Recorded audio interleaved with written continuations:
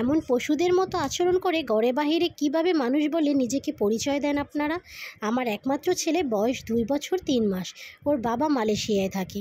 আজকে সকালে আমার ননদ বেড়াতে আসছে, এজন্য রাতে পিঠা বানাবে, তাই আমি চালের গুঁড়া করছিলাম। আমার শ্বশুর বাড়ির পাশে মেলা হচ্ছে। আমার শ্বশুর তার নাতিকে নিয়ে, মানে আমার ননদের ছেলেকে নিয়ে মেলায় যাবে।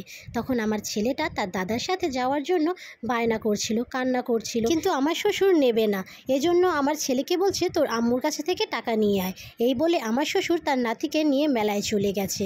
আমার ছেলে আমার কাছে এসে বলছে, তারপর আমি ওকে 100 টাকা দিয়েছি। আমার ছেলেটা টাকা নিয়ে গিয়েছে, কিন্তু দেখে ওর দাদা ওকে রেখে চলে গেছে।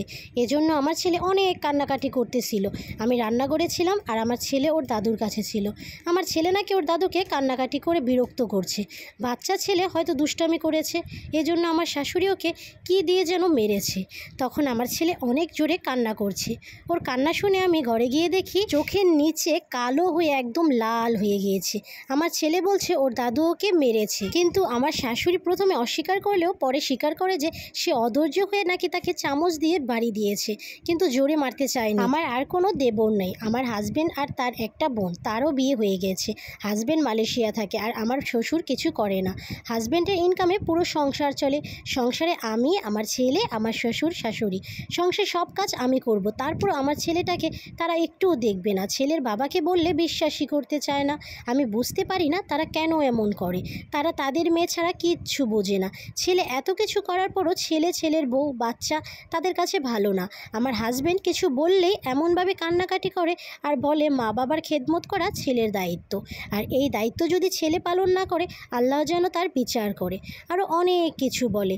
এজন্য আমার হাজবেন্ডও কিছু বলে না।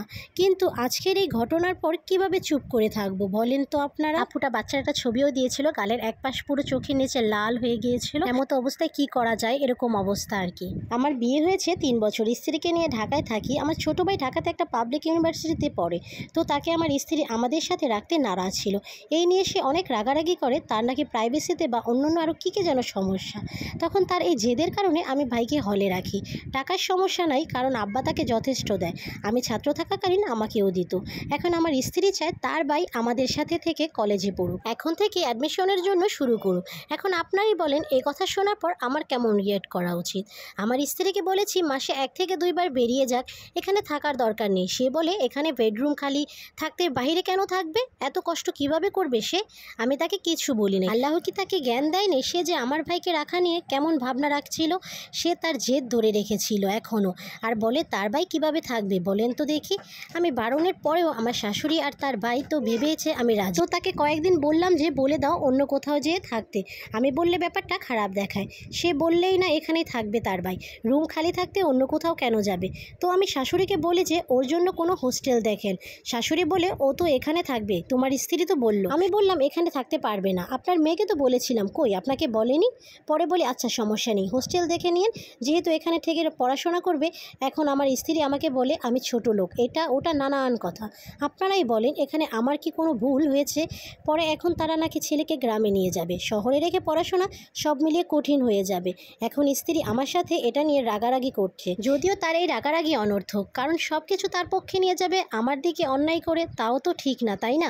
সে রাগ করে বাপের বাড়ি চলে গেছে। আমাকে বলে আমি তার পরিবারকে নিয়ে নিজের পরিবার ভাবতে পারিনি, আমার জন্য তার ভাইকে পড়াশোনা এখন বন্ধের দিকে, হাবি যাবি নানান কিছু। তো সে বাপের বাড়ি যাওয়ার 3-4 দিন পর ফোন দিয়ে বলি যে রাগ কমলে চলে এসো।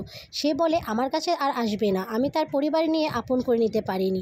এরপর বেশ কিছু দিন যায়, প্রায় 1 মাস পর তাকে আনতে যাই, তখনও সে বলে যাবে না, এটা ওটা। আমার শাশুড়ি বলে ও তো আমার ছোট ভাইয়ের মতো, থাকলে কি এমন ক্ষতি হতো?